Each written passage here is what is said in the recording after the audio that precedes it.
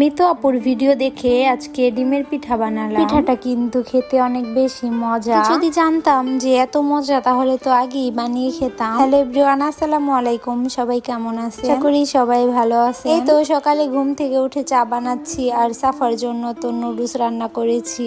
মেয়েটা তো অনেক বেশি অসুস্থ, কিছুই তো খেতে চাচ্ছে না, শুধু তো কান্নাকাটি করে অনেক। বানিয়ে নিয়েছি, তারপরে তো চা খাবো মুড়ি দিয়ে। আমার কিন্তু মুড়ি দিয়ে চা অনেক বেশি পছন্দ। এখানে তো মুড়ি দিয়ে চা খাচ্ছি। আজকে তো বিস্কিট খেতে মনে চাচ্ছিল না, তাই তো আর বিস্কিট নেই নাই। আর এদিকে তো আমার চা খাওয়া দেখে আমার মেয়েটা দৌড়ে চলে আসছে, এখানে মুড়ি নিয়ে টানাটানি করতেছিল। চা খাওয়া শেষ করেছি। এখানে আবার আমার জাল দেশ থেকে জাম্বুরা নিয়ে আসছিল আর কিছু আমরা নিয়ে আসছিল, ওইটা বের করে নিতেছিলাম। আমার তো আমরা একদমই খেতে মনে চায় না, আমরা তো দেখতেই পারি না, তো কি আর করার, দিয়েছে যখন ডাকতেই হবে। তারপরে তো আমি সবগুলো বের করে নিয়েছি। আর এখান থেকে তো আবার একটা আমরা কাটছিলাম, আমরাগুলো কিন্তু অনেক মিষ্টি। আর এই জাম্বুরাটাও কিন্তু লাল ভিতরে। পরে তো সবকিছু শেষ করে চলে এসেছি দুপুরে রান্না বান্না করার জন্য। এখানে তো আমি পেঁয়াজ কেটে নিতেছিলাম। আজকে তো অল্প কাটাকুটা, এই কারণে তো আর আমি নিচে বসি নাই, বেজিং এর উপরে কেটে নিতেছিলাম। আমি তো চাকু দিয়ে কাটি প্রায় সময় অল্প হলে সবজি, আর যখন বেশি সবজি হয় অনেক ধরনের তখন তো নিচে বসে এই বটি দিয়ে কাটি। আর আজকে তো আমার ঘুম থেকে উঠতে উঠতে অনেক বেশি দেরি হয়ে গেছে, রান্না বান্না অনেক দেরি হয়েছে। কালকে তো রাতে সাফা অনেক জ্বালাইছে, কালকে তো রাতে ঘুমাইতেই পারি না, এই কারণে তো আর সকালে উঠতে পারি না,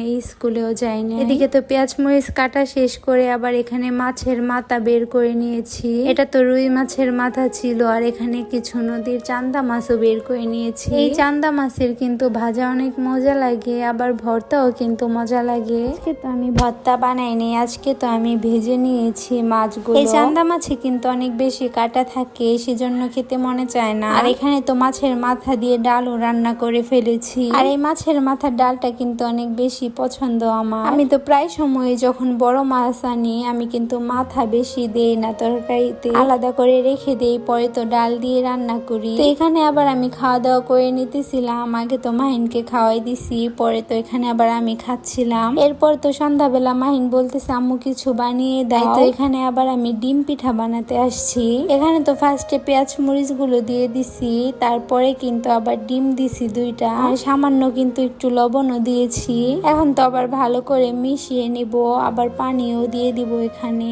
এই তো পানি দিয়ে দেখুন ভালো করে গুলিয়ে নিয়েছি। আর এটা কিন্তু হালকা ঘন করতে হবে। এই পিঠাটা তো আমি দেখেছি মিতু আপুর ভিডিওতে, আপু তো মাঝে মধ্যে বানায়, আমি তো প্রায় ভিডিওই দেখি আপু। তো আপুর ভিডিও দেখে আমি ফার্স্ট টাইম ট্রাই করতেছি। আগে তো কখনোই আমি এই পিঠা খাইনি, আমি কখনো দেখিও নাই যে এই পিঠা বানায়। কিন্তু সত্যি কথা বলতে এই পিঠাটা কিন্তু ভালোই মজা হয়, খারাপ হয় না। আর মিতু আপুর ভিডিও কিন্তু আমার অনেক বেশি ভালো লাগে। আপুর ভিডিও গুলা দেখলেই তো মনে চায় ভিডিও বানাতে। আমি তো সেই শুরু থেকে আপুর ভিডিও গুলো দেখি, আমার অনেক বেশি ভালো লাগে। আজকের ভিডিওটা এই পর্যন্তই। সবাই ভালো থাকো, সুস্থ থাকো, আল্লাহ হাফেজ।